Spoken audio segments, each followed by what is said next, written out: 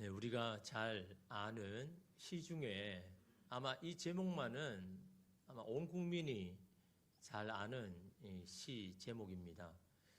그 시는 빼앗긴 들에도 봄은 오는가라는 제목의 시죠. 이상화 시인이 쓴 대표적인 여러분 시 아닙니까?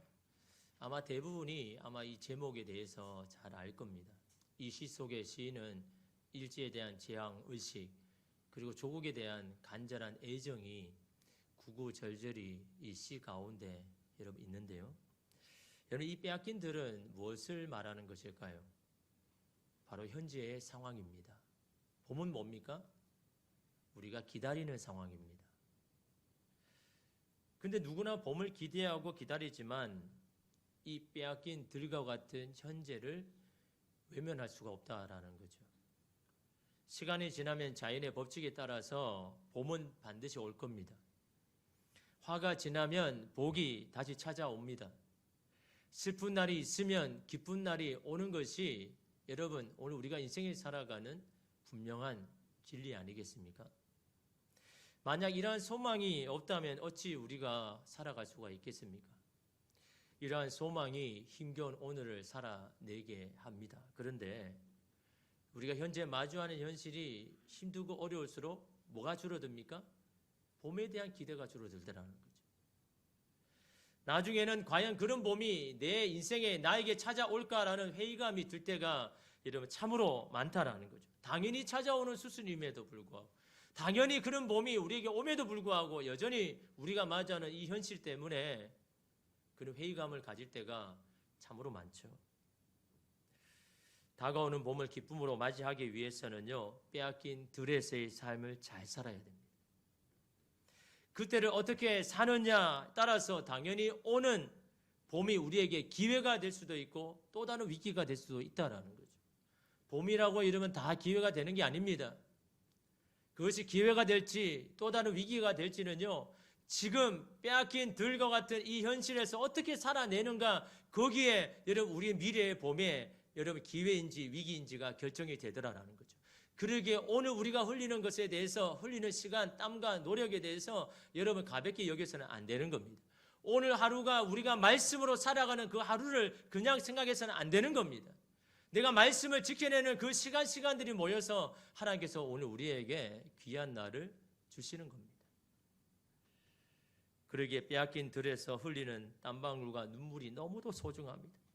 그것이 무슨 소용이 있느냐, 무슨 의미가 있느냐고 말하는 사람은 이미 봄까지도 빼앗겨 버리고 살아가는 사람일 겁니다. 이 시에 나오는 한 부분을 보면요, 내 손에 호미를 쥐어다오 살찐 젖가슴과 같은 부드러운 이 흙을 발목이 쉬도록 밟아도 보고 좋은 땀조차 흘리고 싶다. 강가에 나온 아이와 같이 짬도 모르고 끝도 없이 닿는 내 호나 무엇을 찾느냐, 어디를 가느냐, 우수 없다 답을 하려무나. 다시 말하면 열심히 힘들게 땀을 흘려서 정신없이 살아가는데 살다 보니까 도대체 내가 뭘 위해서 사는 건지 어디로 가는지 답을 모르겠다라는 거죠. 나는 온몸에 풋내를 띠고 푸른 웃음 푸른 서름이 어우러진 사이로 다리를 절며 하루를 걷는다. 아마도 봄침령이 집혔나 보다. 여기서 풋내 푸른 서름 다 희망을 말하는 거죠. 소망을 말하는 거죠. 그러나 지금은 들을 빼앗겨 봄조차 빼앗기겠네. 마지막이 참 의미심장하죠. 힘들어도 호미를 쥐고 밭으로 나가야 된다는 겁니다. 남의 밭이 될지라도 오늘 그 밭의 흙을 개간하러 땀을 흘려야 된다는 겁니다.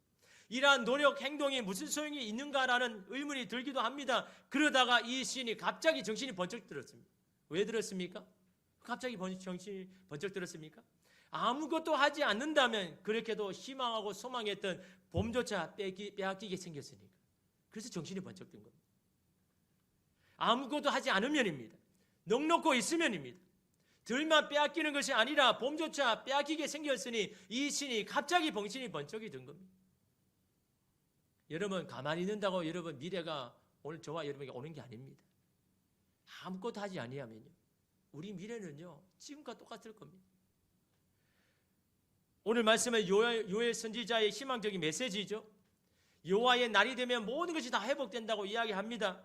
구부러진 길은 굳어지고 파여진 웅덩이는 평평해지고 황무지와 같은 곳은 기름진 곳이 되고 불의한 자들은 공의로운 하나님의 심판을 받게 되는 그런 회복이 일어날 거다. 그렇게 이야기합니다.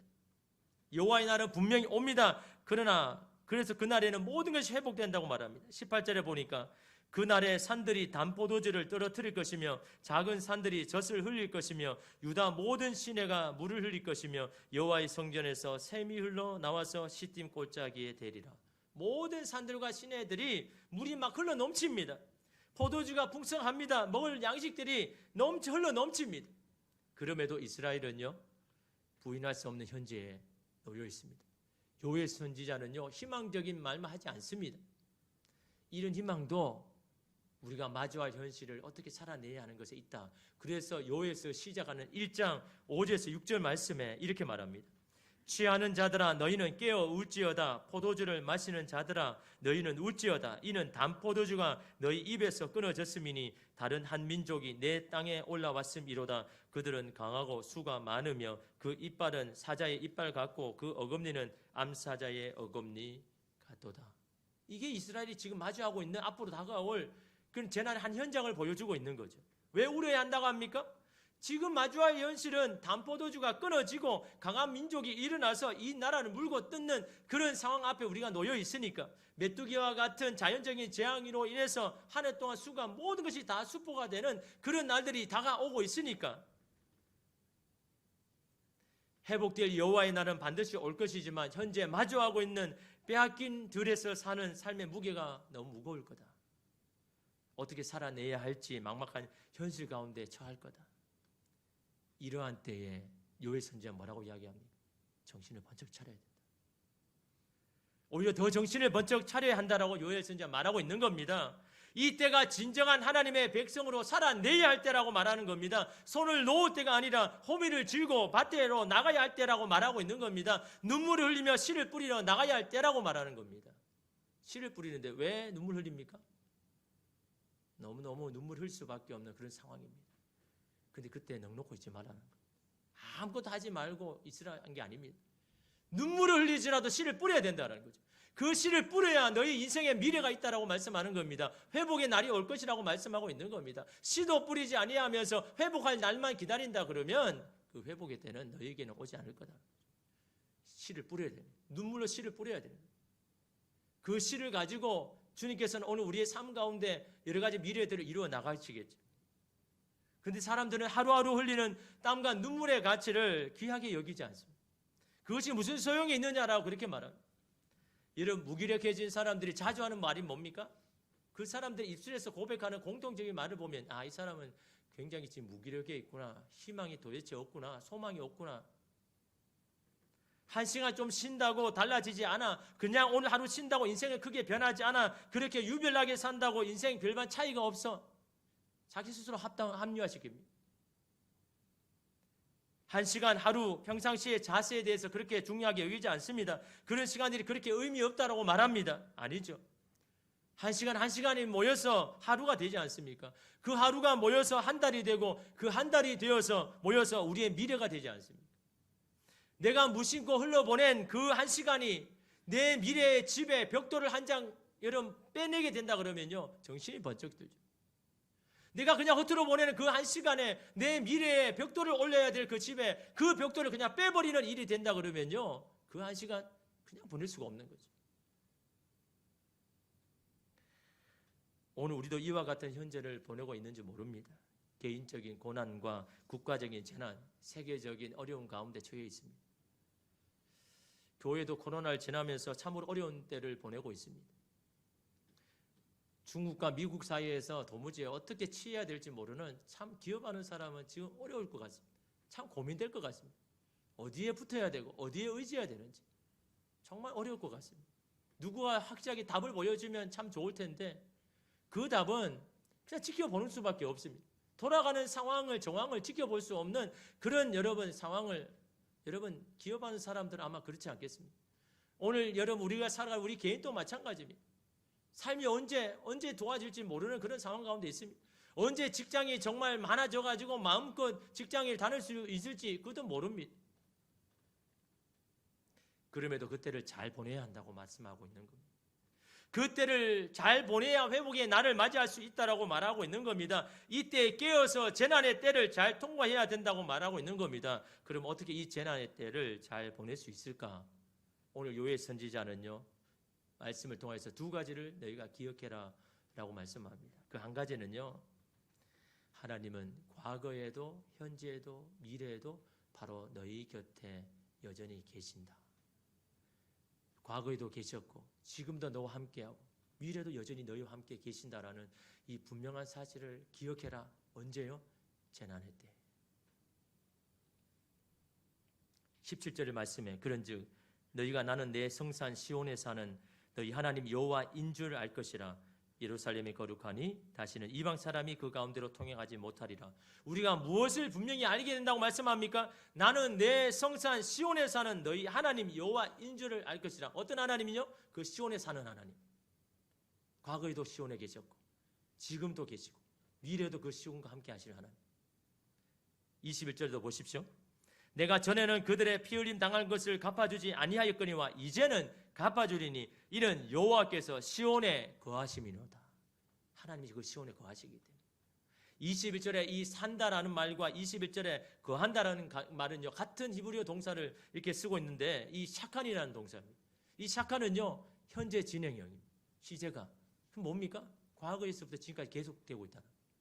과거에 그 시온에 계신 하나님께서 지금도 여전히 거하고 계시고 지금은 우리의 현장 가운데도 여전히 계시고 계신다라는 이런 그 말을 쓰고 있는 겁니다. 그곳이 어디입니까? 시온이라고 이야기합니다. 예루살렘이라고 이야기합니다. 주의 백성들이 거하는 곳이라고 이야기합니다. 오늘 우리가 사는 그 현장 가운데 하나님께서 과거에도 현재에도 미래에도 계속 계실 것이다 라고 말씀합니다. 그러나 우리는 재난의 때에 흔히 이런 말을 하죠.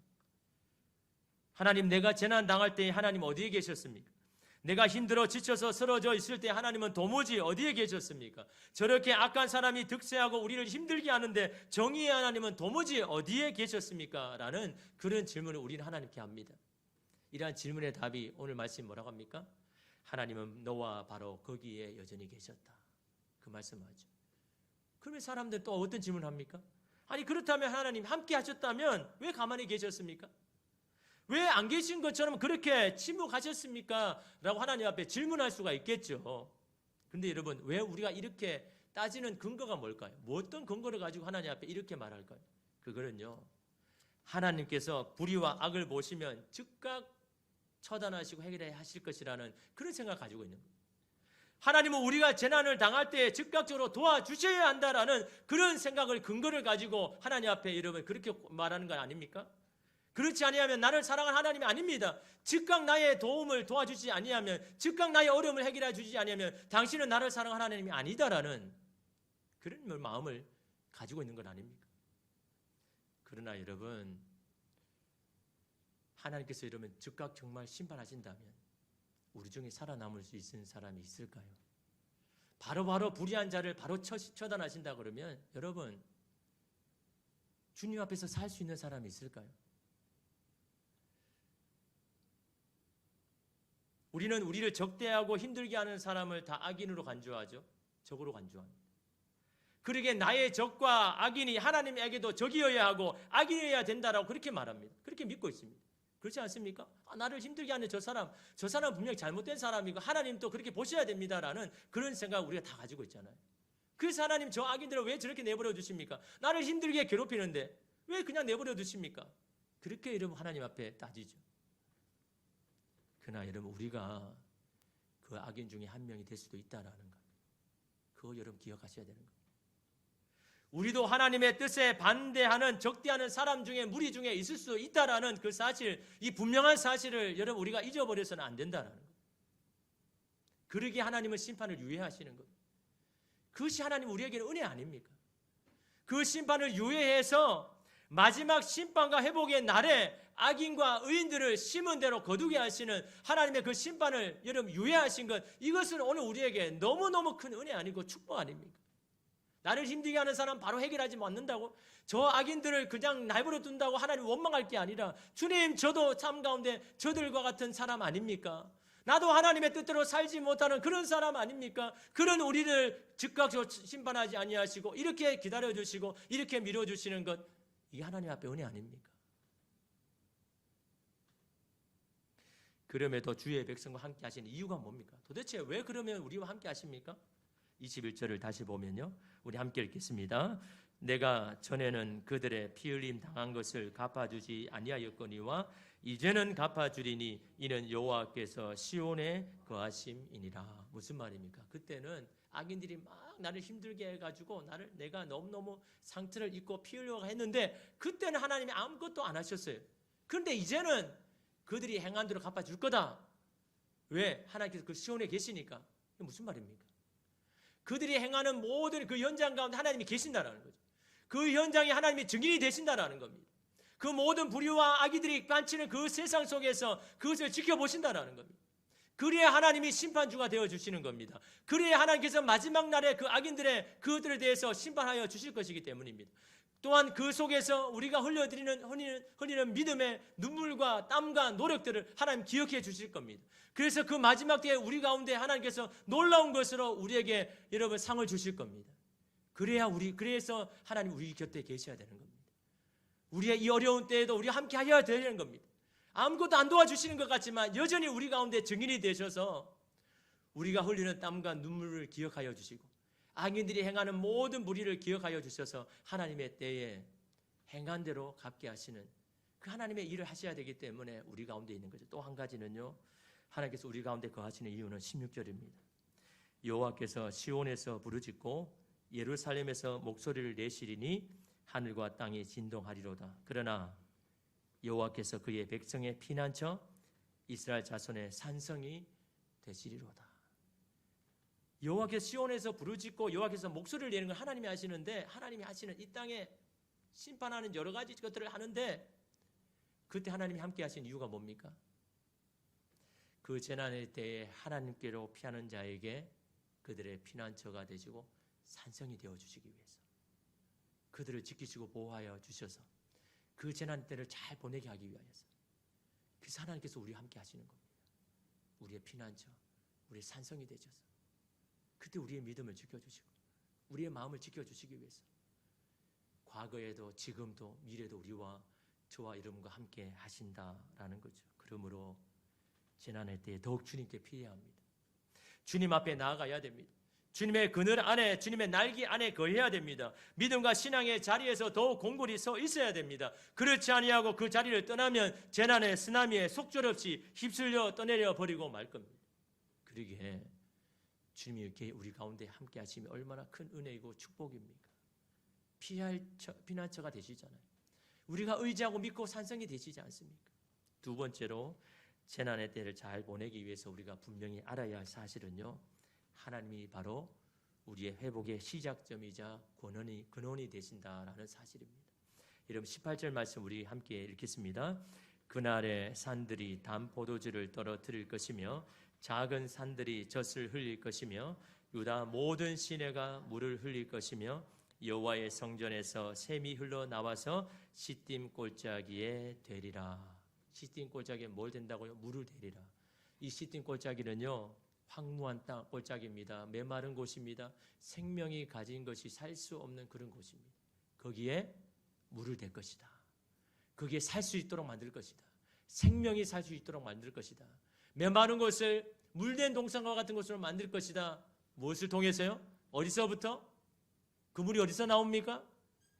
성전 문제방에서 나오는 물로. 여호와의 성전에서 샘이 흘러서 그 샘으로 메마른 그 시딤 골짜기를 내가 물을 댈 것이다. 그렇게 말씀합니다. 메마른 곳에 적시는 물이 바로 성전에서 나온다 말씀합니다. 회복의 골짜기로 만드는 것은 여호와의 성전에서 나오는 그 샘에서 시작될 것이다 말씀합니다. 그런데 그 샘을 찾지도 않고 외면하는 사람들이 너무 많다라는 거예요. 우리를 위해서 예비해 두셨는데, 눈물 골짜기를 지날 때에 해를 두려워하지 않는 것은 그 눈물 골짜기에 샘을 마련해 주셔서 그 샘을 마시고 정신을 차리고 다시 힘을 얻어서 걸어가기 위하여서 그 눈물골짜기에 샘을 마련해 주셨는데 그 샘을 찾는 자들이 너무 적다라는 겁니다. 한 조사에 의하면요, 코로나19로 한국교회에 큰 물음을 던져줬는데 그게 뭐냐 하니까요, 주일에 모여 예배 드리는 정도로는 너무나 허약하다는 사실이 분명해졌다는 거예요. 주일 예배가 신앙생활의 거의 전부였던 수많은 교인들이 이 코로나 기간 동안 믿음이 점점 약해지고 믿음에서 떠나고 믿음에서 미끄러진 것이 분명한 사실이었다라고 그렇게 보도하고 있습니다. 반면에 그동안 평상시에 신앙생활을 계속 해왔던 사람, 매일매일 말씀을 읽고 기도해온 그 사람들은 이 코로나 기간 동안에도 아무런 믿음의 변화 없이 그 믿음을 잘 지켜내었다. 비결이 어디에 있다고요? 매일매일 주님 앞에 드리는 기도와 말씀 가운데 있는 사람, 매일매일 그 성전의 문지방에 앉아서 그 흘러나오는 그 샘을 마시고 적시는 그 사람, 삶 가운데 지치고 힘들어도 그 성전 앞에 날마다 나와가지고 주님의 여러분 도우심을 구하는 그 사람에게 성전의 문지방에 그 샘이 흘러서 그 영혼을 살리고 그 영혼을 회복시킨 그 사람들은 코로나 해도 믿음이 별 이상이 없다라는 거죠. 요즘 교회에서 하고 있는 이 제자 훈련이 너무 힘들고 빡시다라는 소문이 저의 귀에 자꾸 들립니다. 안 한 게 잘했네. 했으면 어떻게 할까? 참 안타깝습니다. 여러분의 영혼을 생각한다면요, 힘든 이유가 뭘까요? 평소에 안 하다가 하려니까 힘든 거죠. 여러분 제자 훈련 지금 받는 사람 중에 이미 오래전부터 몇 년 전부터 계속 똑같이 해온 사람들은요 별 힘들지 않습니다. 계속 해왔는 거니까. 그 해왔는 거에다 그냥 하는 거니까 이게 뭐 힘들겠습니까? 안 하다가 하려니까 이게 너무 힘든 겁니다. 내 옷에 안 맞는 것 같고 내 몸에 안 맞는 것 같아서 너무 불편하고 힘듭니다. 그래서 이런 적응 기간이 필요하잖아요. 처음부터 다 맞는 사람이 있습니까? 자꾸 입다 보면요 내 마음에, 내 옷에, 내 몸에 맞게 되는 거죠. 하루에 1시간 기도하는 거 힘들죠. 하루에 10장 성경 읽는 거 참 쉽지 않습니다. 매일 말씀 묵상하는 거, 그거 여러분 신경 써 하기에는 참 어렵죠. 바쁜 일정 가운데 여러분 그거 한다는 건 쉽지 않습니다. 그런데 여러분 그것이 여러분의 영혼과 육신을 살린다 그러면요 얼마나 귀한 시간입니까? 얼마나 귀한 겁니까? 우리는 찬송가 하나님 앞에 많이 하죠. 내 기도하는 그 시간 내게는 너무 귀하고 귀하다. 찬송만 부르면 뭐합니까? 하나님 앞에 드리는 그 한 시간이 내게 내 삶에 너무 귀하고 귀하다라는 믿음의 고백으로 하나님 앞에 드려야 되는데 그 시간이 당장 내가 눈앞에 보이는 그 일보다 내가 해야 하는 일보다 더 귀중하게 여기니 그 시간이 그렇게 귀하게 여기지 않으니 여러분 오늘 우리의 믿음의 집이 어떻게 온전히 세워지겠습니까? 하루에 1시간 기도해야 내 믿음 지킨다고 말씀드렸습니다. 하루에 2시간 기도해야 다른 영혼을 구원하는 영향을 끼치는 사람이 된다고 했습니다. 하루에 3시간 기도해야 하나님 앞에 쓰임받는 인생이 된다고 말씀드렸습니다. 하루에 1시간 기도하는 거요, 내 믿음 지키는 거예요. 하나님 앞에 쓰임받는 것은 언감생심입니다. 하루에 3시간 기도해 하나님 앞에 쓰임받는 인생 됩니다. 내가 하는 삶을 통하여서, 내가 하는 일을 통하여서 하나님의 영광이 드러나는 그 일을 하기 위해서 하루에 3시간 안 하면 여러분의 마음 지킬 수 있습니까? 여러분의 생각을 지킬 수 있습니까? 날마다 유혹이 되고 그냥 세상이 원하는 대로 그냥 해버리면 쉬울 텐데 마음에 꺼리낌이 있어가지고 말씀을 그래도 들었으니까 이 말씀대로 하려고 하니까 너무 부딪히고 힘들고 그 하루하루가 여러분 힘든데 그 마음 지키기가 쉽습니까? 1시간 기도에 여러분 마음 지킵니다. 그래도 말씀대로 내가 살아야지. 세상이 거꾸로 가도 내가 이 말씀대로 내가 살아내야지. 그런 결단과 의지가 여러분 하루에 1시간 정도 기도해야 그 의지가 여러분 나오는데 그 1시간 기도 안 하고 어떻게 우리가 하나님 말씀대로 살아낼 수가 있겠습니까? 왜 매일 기도하고 매일 성경을 읽어야 하는지 제자 훈련을 하고 있는 사람은 이제는 잘 알 겁니다. 하고 안 하고의 차이를 이미 경험했기 때문에 할 때와 안 할 때 내 삶이 어떻게 다른지를 분명히 깨달았기 때문에 이제는 알 겁니다. 물론 제대로 했을 때 제대로 했을 때는 여러분 분명히 깨닫겠죠. 제대로 말씀 가운데 나가면요 변화되지 않을 게 없습니다. 왜냐하면 하나님은 죽은 말씀이 아니라 살아 능력 있는 말씀이기 때문에, 우리의 심령과 고심을 찔러 쪼개는 능력의 말씀이기 때문에 그 말씀을 제대로 우리가 읽고 묵상한다 그러면요 변화 안 될 수가 없는 거죠. 변화 안 되는 게 이상한 겁니다.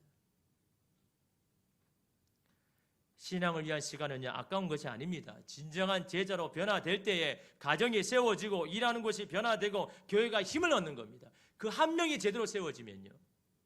남편이나 아내가 이런 훈련을 받고 있습니까? 신앙의 열정을 가지려고 합니까? 여러분 의지하고 지지해 줘야죠. 응원해 줘야죠. 등 때밀어 가지고 막 그런 훈련을 받으라고 해야죠. 그것이 가정이 사는 길인데, 평안한 가정을 만드는 비결인데, 삶이 신앙의 중심이 되면요 언어가 달라집니다. 마음가짐이 달라집니다. 태도가 달라집니다. 사람을 변화시키는 것은요 말씀과 기도 외에는 없습니다. 말씀과 기도 가운데 여러분 내 모습, 내 모양, 내 모든 것이 여러분 변화되어지게 되어 있습니다. 여러분 여러분의 마음과 의지를 가지고 잘 됩니까? 가정이 잘 세워집니까? 자녀가 여러분의 마음대로 잘 따라옵니까? 그렇다면 그러면 뭐 필요 없겠죠. 여러분의 삶이 여러분 계획한 대로 잘 되어집니까? 그런 인생이라 그러면 하나님을 찾을 이유도 없죠. 잘 되지 않는 것이 은혜인 겁니다. 실패한 것이요 내게 주님이 주시는 큰 은혜입니다. 예전에 콩나물을 집에서 다 키우신 집이 많죠. 콩나물 시루에 물을 계속 매일 붓습니다. 밑에 다 떨어지는데 왜 그 물을 자꾸 이렇게 붓나라고 어릴 때는 생각했지 않겠습니까? 부어도 밑 빠진 독처럼 계속 그냥 물을 그냥 흘러내려 버리는데 도대체 왜 자꾸 이렇게 물을 붓는지. 그러나 여러분 우리는 알잖아요. 시간이 지나서 그 콩나물과 잘 자라는 것을 보면서 그 물이 헛된 게 아니라는 것을, 그 물이 우리의 눈에 보기에는 다 떨어지는 것 같지만 그 물기가 그 콩나물에 스며 들어갔다는 것을 나중에 보니까 여러분 알게 되는 것 아닙니까? 우리가 10년, 20년, 30년 매일 음식을 먹습니다. 무슨 음식을 먹었는지 기억할 수가 없습니다. 그러나 내가 먹었던 음식이 오늘날 나의 뼈와 살을 이루고 있지 않습니까? 신앙이 더욱 그러합니다. 평상시에 드리는 예배와 말씀과 묵상과 기도가 그 당시에는 아무것도 아닌 것 같습니다. 그냥 냉랭할 때도 있습니다. 지금은 아무런 변화가 없는 것 같습니다. 아니 저렇게 말씀을 읽고 기도해도 왜 저렇게 변화가 없나? 그렇게 쉽게 변화될 것 같으면요 훈련 받을 필요가 없죠.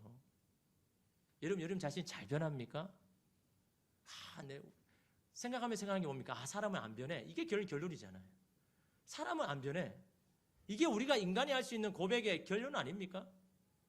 사람은 안 변하지만요 말씀과 기도로 변합니다. 그게 이름 하나님 하시는 건 아닙니까? 말씀을 꾸준히 읽고 예배 가운데 선포되는 말씀을 계속해서 인정하고 받아들이면 그 말씀이 은근히 꾸준히 우리 영혼에 계속 스며들게 되는 겁니다. 그러다가 결정적인 시기에 재난의 때에 그 말씀이 우리를 붙잡는 겁니다. 우리를 붙들어 주시는 겁니다. 그 말씀이 우리의 길을 비춰주는 겁니다. 그럴 때 그 재난 가운데 우리가 여러분 살아내는 건 아닙니까? 꾸준히 신앙 훈련을 쌓아가면 어느덧 우리가 산과 같은 믿음을 가진 것을 보게 되는 겁니다. 에스겔 선지자는요 회복될 성전을 환상을 보면서 성전에서 흘러나오는 그 물이 시내가 되고 건너가지 못할 강이 되고 바다가 된다고 이야기했죠. 그런데 여러분 현실은 어떻습니까? 성전 문지방에 그 물이요 졸졸졸졸 흐릅니다. 졸졸졸졸 그냥 한 사람만 그냥 먹을 정도로. 아니 도대체 우리가 보기에 그 졸졸 흐르는 그 물로 어떻게 시내가 이루고 강이 되고 바다가 된단 말인가, 그렇게 생각할 수 있잖아요. 내가 하나님 앞에 올려드리는 말씀 기도 있는 그 10분 20분 이게 도대체 어떻게 우리 가정을 살리고 내 삶을 변화시킬까, 그렇게 생각할 수가 있잖아요. 근데 그 졸졸 흐르는 물이요 시내가 되고 강이 되고 바다가 되는 이유가 뭘까요? 우리는 자꾸 그 물의 양에 자꾸 생각하는데요 그 비결은 어디에 있습니까? 중단되지 않고 계속 흐르는 데 있는 겁니다. 계속 흐르면요 어느 순간 시내가 되고, 계속 흐르면요 강이 되고, 어느 순간에 바다가 되는 겁니다. 그 바다에 적시는 모든 자들은 다 살아난다라고 여러분 성경은 말씀하고 있지 않습니까? 그 물에 닿는 자마다 다 이렇게 일어날 것이라고 말씀하지 않습니까? 우리가 흘리는 눈물의 기도와 그 모든 것들이 결국은 시내가 이루고 강을 이루고 바다가 이루어져서 하나님 앞에 떠났던 모든 가족과 자녀들과 모든 사람이 살아나는 역사가 여러분 일어나는 것 아닙니까? 그러기에 우리는 중단해서는 안 된다는 겁니다. 그것이 비록 졸졸 흐르는 것이라고 하더라도 그게 귀하고 귀한 겁니다. 그 물이 살립니다. 그 물이 회복시킵니다. 그 물이요, 오늘 우리의 가정과 우리의 삶을 새롭게 하셔서 회복의 때를 만나는 그런 여러분 삶이 되게 하시는 것 아닙니까? 그러기에 여러분, 하나님이 여전히 우리와 함께 하신다는 이 분명한 사실을 잊어버려서는 안 되는 것. 과거에도 함께 하신 하나님이 지금도 미래도 여전히 함께 거하신다는 이 분명한 사실 여러분 붙잡으십시오. 또한 우리를 회복하는 모든 것이 바로 하나님의 앞에 있다라는 것을, 그래서 우리의 삶의 모든 중심을 하나님으로부터 전환시켜 나갈 때 그 성전에서 나오는 그 생수가 내 영혼을 적시고 내 마음을 적셔서 우리가 주님 앞에 새로운 사람으로 세워지는 줄 믿습니다. 그 하나님 우리의 피난처가 되십니다. 산성이 되십니다. 그 주님께로 날마다 피하는 저와 여러분 되기를 간절히 소망합니다.